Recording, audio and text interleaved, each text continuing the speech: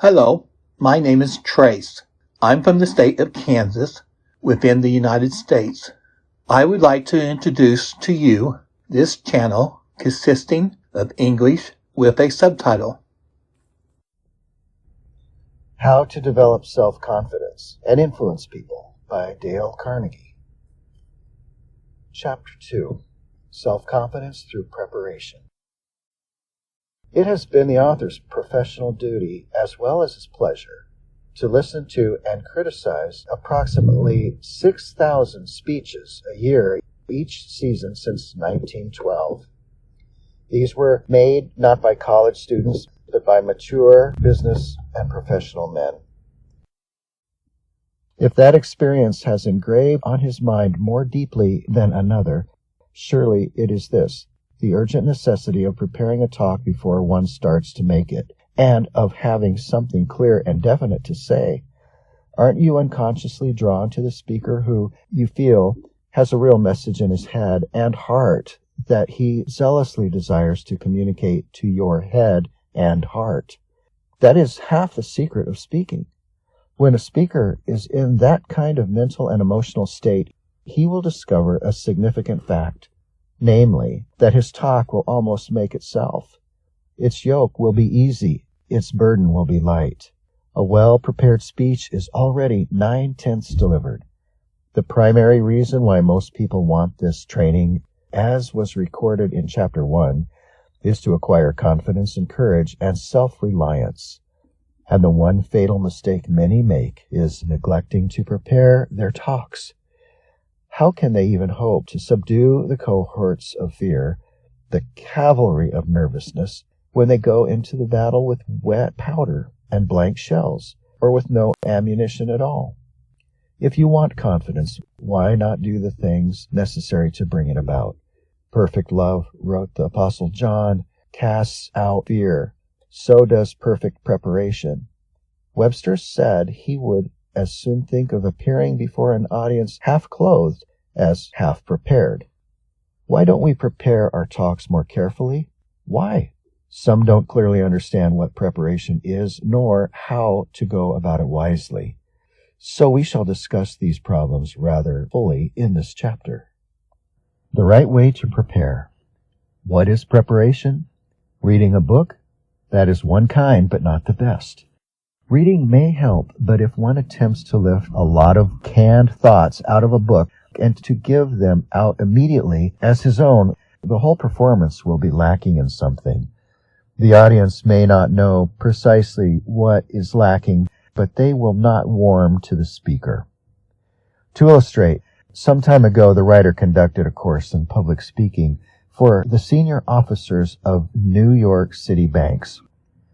Naturally, the members of such a group, having many demands upon their time, frequently found it difficult to prepare adequately, or to do what they conceived of as preparing. This group met Friday evenings from 5 to 7. One Friday, a certain gentleman connected with an uptown bank, for our purposes, we shall designate him as Mr. Jackson. What was he to talk about? He walked out of his office, bought a copy of Forbes magazine at a newsstand, and in the subway coming down to the Federal Reserve Bank where the class met, he read an article entitled, "You have only 10 years to succeed." An hour later he stood up and attempted to talk convincingly and interestingly on the contents of this article. What was the result of the inevitable result? He had not digested, had not assimilated what he was trying to say that expresses it precisely. He was trying. There was no real message in him seeking for an outlet, and his whole manner and tone revealed it unmistakably. How could he expect the audience to be any more impressed than he himself was? He kept referring to the article, saying the author and so. There was a surfeit of Forbes magazine in it, but regrettably little of Mr. Jackson. So the writer addressed him somewhat in his fashion. "Mr. Jackson, we are not interested in this shadowy personality who wrote that article. He is not here. We can't see him, but we are interested in you and your ideas." Tell us what you think. Personally, not what somebody else said. Put more of Mr. Jackson in this. Why not take the same subject for next week? Why not read this article again and ask yourself whether you agree with the author or not? If you do, think out his suggestions and illustrate them with observations from your own experience. If you don't agree with him, say so and tell us why. Let this article be merely the starting point from which you launch your own speech. Mr. Jackson accepted the suggestion, reread the article, and concluded that he did not agree with the author at all. He did not sit down in the subway and try to prepare his next speech to order. He let it grow. It was a child of his own brain, and it developed and expanded and took on stature just as his physical children had done. And like his daughters, this other child grew day and night when he was least conscious of it. One thought was suggested to him while reading some item in the newspaper. Another illustration swam into his mind unexpectedly when he was discussing the subject with a friend. The thing deepened and heightened, lengthened and thickened as he thought over it during the odd moments of the week.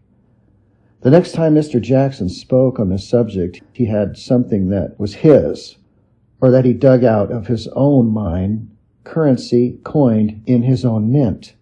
And he spoke all the better because he was disagreeing with the author of the article. What an incredible contrast between these two speeches by the same man in the same fortnight on the same subject. What a colossal difference the right kind of preparation makes. Let us cite another illustration of how to do it and how not to do it. A gentleman, whom we shall call Mr. Flynn, was a student of public speaking in Washington, D.C. One afternoon he devoted his talk to eulogizing the capital city of the nation. He had hastily and superficially gleaned his facts from a booster booklet issued by a newspaper. They sounded like it dry, disconnected, undigested. He had not thought over his subject adequately. It had not elicited his enthusiasm.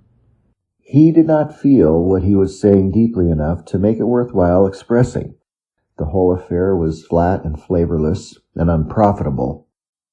A speech that could not fail. A fortnight later, something happened that touched Mr. Flynn to the core.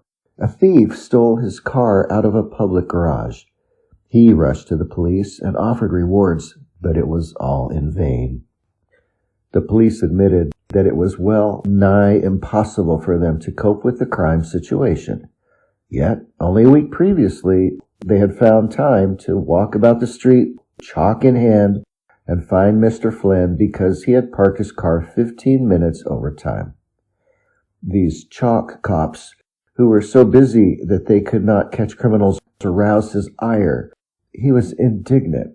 He had something now to say, not something that he had gotten out of a booklet issued by the newspaper, but something that was leaping hot out of his own life and experience.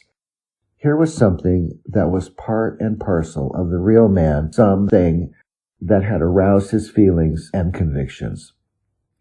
In his speech eulogizing the city of Washington, he had laboriously pulled out sentence by sentence, but now he had to stand on his feet and open his mouth, and his condemnation of the police welled up and boiled forth like Vesuvius in action. A speech like that is almost foolproof. It can hardly fail. It was experience plus reflection. What preparation really is. Does the preparation of a speech mean the getting together of some faultless phrases written down or memorized? No. Does it mean the assembling of a few casual thoughts that really convey very little to you personally? Not at all. It means the assembling of your thoughts, your ideas, your convictions, your urges, and you have such thoughts, such urges. You have them every day of your waking life. They even swarm through your dreams. Your whole existence has been filled with feelings and experiences. These things are lying deep in your subconscious mind, as thick as pebbles on the seashore. Preparation means thinking, brooding, recalling, selecting the ones that appeal to you most, polishing them, working them into a pattern, a mosaic of your own. That doesn't sound like such a difficult program, does it? It isn't. Just requires a little concentration and thinking to a purpose. How did Dwight L. Moody prepare those addresses of his which made spiritual history? I have no secret, he replied in answers to that question. When I choose a subject, I write the name of it on the outside of a large envelope. I have many such envelopes. If, when I am reading, I meet a good thing on any subject I am to speak on, I slip it into the right envelope and let it lie there.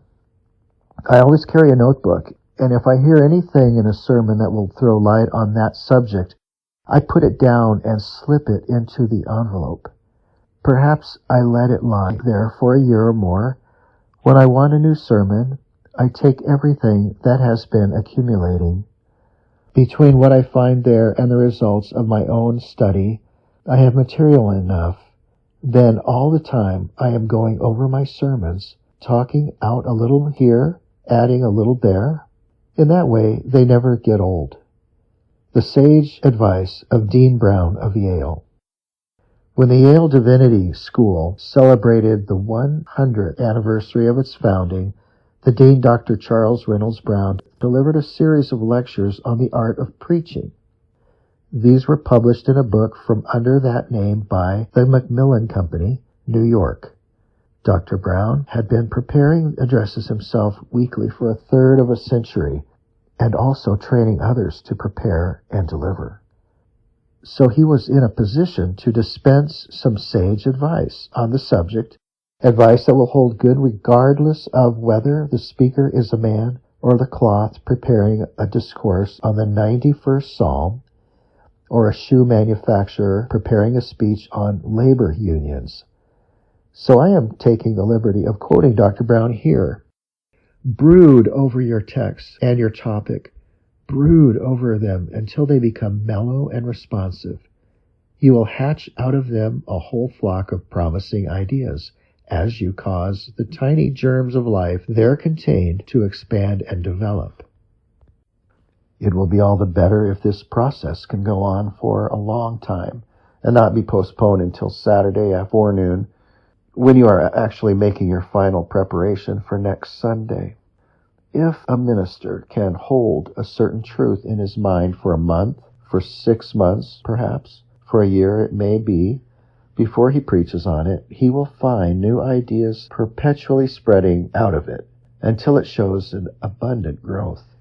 He may meditate on it as he walks the streets, or as he spends some hours on a train, when his eyes are too tired to read. I have sometimes gotten out of bed in the middle of the night to put down the thoughts which came to me, for fear I might forget them before morning. When you are actually engaged in assembling the material for a particular sermon, write down everything that comes to you bearing upon that text and topic. Write down what you saw the text when you first chose it. Write down the associated ideas which now occur to you. Put all these ideas of yours down in writing, just a few words, enough to fix the idea, and keep your mind reaching for more all the time, as if it were never to see another book as long as it lived. This is the way to train the mind in productiveness. You will, by this method, keep your own mental processes fresh, original, creative. Put down all of those ideas which you have brought to the birth yourself, unaided. They are more precious for your mental unfolding than rubies and diamonds, and much fine gold. Put them down, preferably, on scraps of paper, backs of old letters, fragments of envelopes, waste paper, anything which comes to your hand. This is much better every way than to use nice, long, clean sheets of foolscape. It is not a mere matter of economy. You will find it easier to arrange and organize those loose bits when you come to set your material in order. Keep on putting down all the ideas which come to your mind, thinking hard all the while. You need not hurry this process. It is one of the most important mental transactions in which you will be privileged to engage. It is this method which causes the mind to grow in real productive power. You will find that the sermons you enjoy preaching the most are the ones which actually accomplish the most good in the lives will be those sermons which you take most largely out of your own interiors. They are bone of your bone, flesh of your flesh, the children of your own mental labor, the output of your own creative energy. The sermons which are garbled and compiled will always have a kind of second-hand, warmed-over flavor about them. How Lincoln prepared his speeches. How did Lincoln prepare his speeches? Fortunately, we know the facts, and as you read here of his method, you will observe that Dean Brown, in his lecture, commended several of the procedures that Lincoln had employed 3/4 of a century previously. One of Lincoln's most famous addresses was that in which he declared the prophetic vision, "A house divided against itself cannot stand. I believe this government cannot endure permanently half slave and half free." From time to time, during this brooding and hatching process, he jotted down notes, fragments, sentences here and there on stray envelopes, scraps of paper, bits torn from paper sacks, anything that was near. These he stowed away in the top of his hat and carried them there until he was ready to sit down and arrange them in order, and to write and revise the whole thing and to shape it up for delivery and publication. In the joint debates of 1858, Senator Douglas delivered the same speech wherever he went, but Lincoln kept studying and contemplating and reflecting until he found it easier, he said, to make a new speech each day than to repeat an old one. The subject was forever widening and enlarging in his mind. A short time before he moved into the White House, he took a copy of the Constitution and 3 speeches, and with only these for reference, he locked himself in a dingy, dusty back room over a store in Springfield. And there, away from all intrusion and interruption, he wrote out his inaugural address. How did Lincoln prepare his Gettysburg Address? Unfortunately, false reports have been circulated about it. The true story, however, is fascinating. Let us have it. When the commission in charge of the Gettysburg Cemetery decided to arrange for a formal dedication, they invited Edward Everett to deliver the speech. He had been a Boston minister, president of Harvard, governor of Massachusetts, United States senator, minister to England, Secretary of State, and was generally considered to be America's most capable speaker. The date first set for the dedication ceremonies was October 23, 1863. Mr. Everett very wisely declared that it would be impossible for him to prepare adequately on such a short notice. So the dedication was postponed until November 19th, nearly a month, to give him time to prepare. The last 3 days of that period he spent in Gettysburg, going over the battlefield, familiarizing himself with all that had taken place there. That period of brooding and thinking was most excellent preparation. It made the battle real to him. Invitations to be present were sent to all the members of Congress, to the President and his cabinet. Most of these declined. The committee was surprised when Lincoln agreed to come. Should they ask him to speak? They had not intended to do so. Objections were raised. He would not have time to prepare. Besides, even if he did have time, had he the ability? True, he could handle himself well in a debate on slavery or in a Cooper Union address, but no one had ever heard him deliver a dedicatory address. This was a grave and solemn occasion. They ought not to take any chances. Should they ask him to speak? They wondered. But they would have wondered 1,000 times more had they been able to look into the future and to see that this man, whose ability they were questioning, was to deliver on that occasion what is very generally accepted now as one of the most enduring addresses ever delivered by the lips of mortal man. Finally, a fortnight before the event, they sent Lincoln a belated invitation to make a few appropriate remarks. Yes, that is the way they worded it. A few appropriate remarks. Think of writing that to the President of the United States. Lincoln immediately set about preparing. He wrote to Edward Everett, secured a copy of the address that classic scholar was to deliver, and a day or two later, going to a photographer's gallery to pose for his photograph, took Everett's manuscript with him and read it during the spare time that he had at the studio. He thought over his talk for days, thought over it while walking back and forth between the White House and the War Office, thought over it while stretched out on a leather couch in the War Office waiting for the late telegraphic reports. He wrote a rough draft of it on a piece of foolscap paper and carried it about in the top of his tall silk hat. Ceaselessly, he was brooding over it. Ceaselessly, it was taking shape. The Sunday before it was delivered, he said to Noah Brooks, "It's not exactly written. It is not finished, anyway. I have written it over 2 or 3 times, and I shall have to give it another lick before I am satisfied." He arrived in Gettysburg the night before the dedication. The little town was filled to overflowing. Its usual population of 1,300 had been suddenly swelled to 15,000. The sidewalks became clogged, impassable. Men and women took to the dirt streets. Half a dozen bands were playing. Crowds were singing, "John Brown's body. John Brown's body lies a-mouldering in the ground." People foregathered before the home of Mr. Wills, where Lincoln was being entertained. They serenaded him. They demanded a speech. Lincoln responded with a few words which conveyed with more clearness than tact, perhaps, that he was unwilling to speak until the morrow. The facts are that he was spending the later part of that evening giving his speech another lick. He even went to an adjoining house where Secretary Seward was staying and read the speech aloud to him for his criticism. After breakfast the next morning, he continued to give it another lick, working on it until a rap came at the door informing him that it was time for him to take his place in the procession. Colonel Carr, who rode just behind the president, stated that when the procession started, the president sat erect on his horse and looked the part of the commander-in-chief of the army. But as the procession moved on, his body leaned forward, his arms hung limp, and his head was bowed. He seemed absorbed in thought. We can only guess that even then he was going over his little speech of 10 immortal sentences, giving it another lick.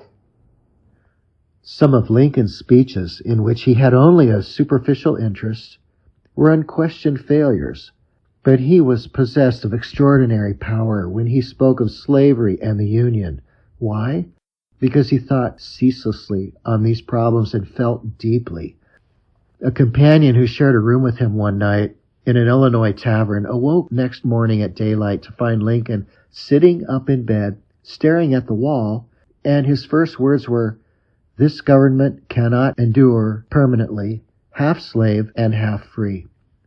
How did Christ prepare his addresses? He withdrew from the crowd. He thought, he brooded, he pondered. He went out alone into the wilderness and meditated and fasted for 40 days and 40 nights. From that time on, records St. Matthew, Jesus began to preach. Shortly after that, he delivered one of the world's most celebrated speeches, the Sermon on the Mount. That is all very interesting, you may protest, but I have no desire to become an immortal orator. I merely want to make a few simple talks occasionally. True, and we realize your wants fully. This book is for the specific purpose of helping you and others like you to do just that.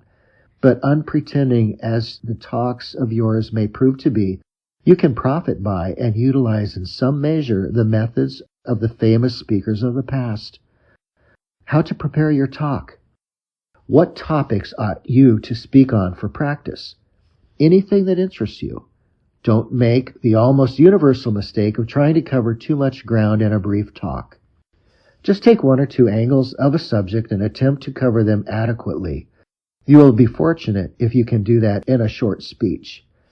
Determine your subject in advance so that you will have time to think it over in odd moments. Think over it for 7 days. Dream over it for 7 nights. Think of it the last thing when you retire. Think of it next morning while you are shaving, while you are bathing, while you are riding downtown, while you are waiting for elevators, for lunch, for appointments, while you are ironing or cooking dinner. Discuss it with your friends. Make it a topic of conversation. Ask yourself all possible questions concerning it. If, for example, you are to speak on divorce, ask yourself what causes divorce. What are the effects economically, socially? How can the evil be remedied? Should we have uniform divorce laws? Why? Or should we have any divorce laws? Should divorce be made impossible? More difficult? Easier? Suppose you are going to talk on why you are studying speech. You ought then to ask yourself such questions as these. What are my troubles? What do I hope to get out of this? Have I ever made a public talk? If so, when? Where? What happened? Why do I think this training is valuable for a businessman? Do I know men and women who are forging ahead commercially or in politics largely because of their self-confidence, their presence, their ability to talk convincingly? Do I know others who will probably never achieve a gratifying measure of success because they lack these positive assets? Be specific. Tell the stories of these people without mentioning their names. If you stand up and think clearly and keep going for 2 or 3 minutes, that is all that can be expected of you during your first few talks. A topic such as why you are studying public speaking is very easy. That is obvious. If you will spend a little time selecting and arranging your material on that topic, you will almost be sure to remember it. For you will be speaking of your own observations, your own desires, your own experiences. On the other hand, let's suppose that you have decided to speak on your business or profession. How shall you set about preparing such a talk? You already have a wealth of material on that subject. Your problem, then, will be to select and arrange it. Do not attempt to tell us about it in 3 minutes. It can't be done. The attempt will be too sketchy, too fragmentary. Take one and only one phase of your topic, expand and enlarge that. For example, why not tell how you came to be in your particular business or profession? Was it a result of accident or choice? Relate your early struggles, your defeats, your hopes, your triumphs. Give human interest narrative, a real-life picture based on first-hand experiences. The truthful, inside story of almost anyone's life, if told modestly and without offending egotism, is most entertaining. It is almost surefire speech material. Or take another angle of your business. What are its troubles? What advice would you give to a young person entering it? Or tell about the people with whom you come in contact, the honest and dishonest ones. Tell of your problems. What has your work taught you about the most interesting topic in the world, human nature? If you speak about the technical side of your job, about things, your talk may very easily prove uninteresting to others. Above all else, don't make your talk an abstract preachment that will bore. Make your talk a regular layer cake of illustrations and general statements. Think of concrete cases you have observed and of the fundamental truths which you believe those specific instances illustrate. You will also discover that these concrete cases are far easier to remember than abstractions, are far easier to talk about. They will also aid and brighten your delivery.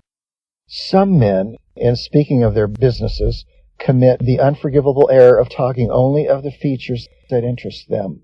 Shouldn't the speaker try to ascertain what will entertain not himself, but his hearers? Shouldn't he try to appeal to their selfish interests? If, for example, he sells fire insurance, shouldn't he tell them how to prevent fires on their own property? If he is a banker, shouldn't he give them advice on finance or investments?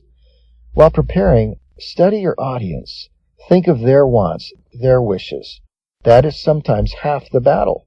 In preparing some topics, it is very advisable to do some reading, to discover what others have thought, what others have said on the same subject. Then go to the public library and lay your needs before the librarian. Tell her you are preparing a speech on such and such a topic. Ask her frankly for help. The secret of reserve power.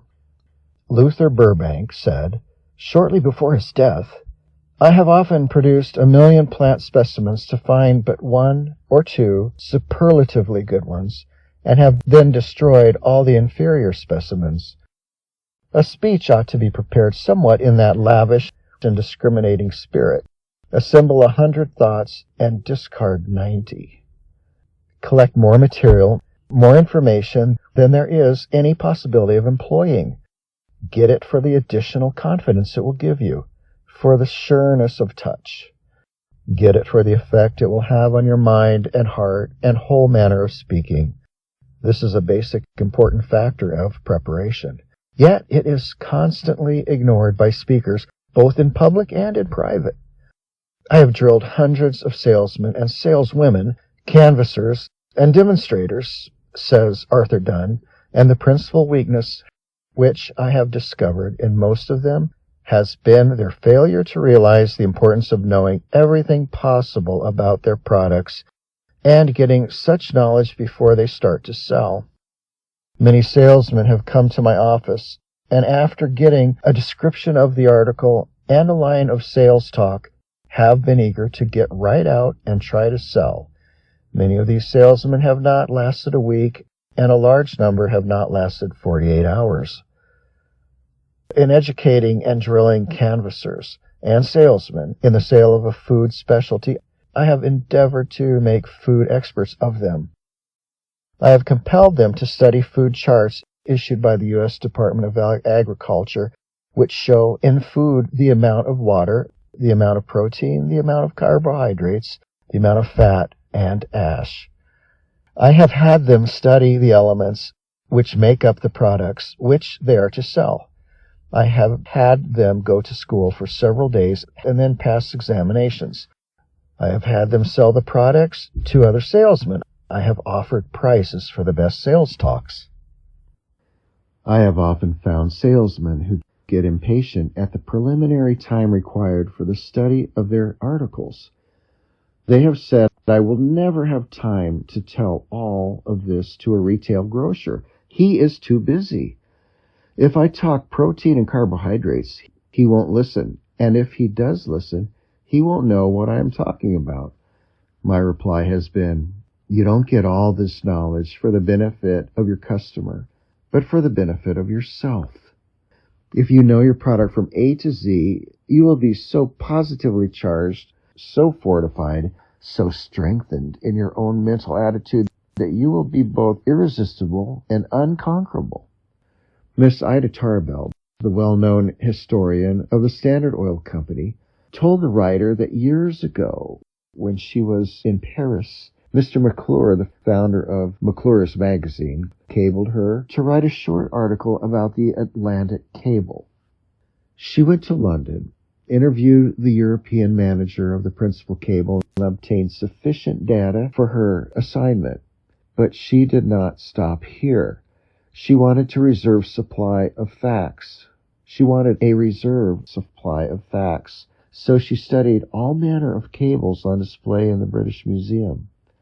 She read books on the history of the cable and even went to manufacturing concerns on the edge of London and saw cables in the process of construction. Why did she collect 10 times as much information as she could possibly use? She did it because she felt it would give her reserve power, because she realized that the things she knew and did not express would lend force and color to the little she did express. Summary. 1. When a speaker has a real message in his head and heart, an inner urge to speak, he is almost sure to do himself credit. A well-prepared speech is already 9/10 delivered. 2. What is preparation? The setting down of some mechanical sentences on paper? The memorizing of phrases? Not at all. Real preparation consists in digging something out of yourself, in assembling and arranging your own thoughts, in cherishing and nurturing your own convictions. Illustrations. Mr. Jackson of New York failed when he attempted merely to reiterate another man's thoughts he had culled from an article in Forbes magazine.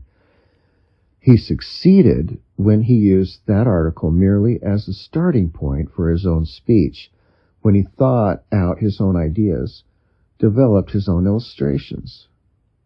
3. Do not sit down and try to manufacture a speech in 30 minutes. A speech can't be cooked to order like a steak. A speech must grow. Select your topic early in the week. Think over it during the odd moments. Brood over it, sleep over it, dream over it. Discuss it with friends. Make it a topic of conversation. Ask yourself all possible questions concerning it. Put down on pieces of paper all thoughts and illustrations that come to you, and keep reaching out for more. Ideas, suggestions, illustrations will come drifting to you at sundry times, when you are bathing, when you are driving downtown, when you are waiting for dinner to be served. That was Lincoln's method. It had been the method of almost all successful speakers. After you have done a bit of independent thinking, go to the library and do some reading on your topic. If time permits, tell the librarian your needs. She can render you great assistance. Collect far more material than you intend to use. Imitate Luther Burbank. He often produced 1 million plant specimens to find 1 or 2 superlatively good ones. Assemble 100 thoughts. Discard 90. The way to develop reserve power is to know far more than you can use, to have a full reservoir of information. In preparing a speech, use the methods Arthur Dunn employed in training a salesman to sell a breakfast food specialty, the methods that Ida Tarbell employed in preparing her article on the Atlantic cable. The end of Chapter 2.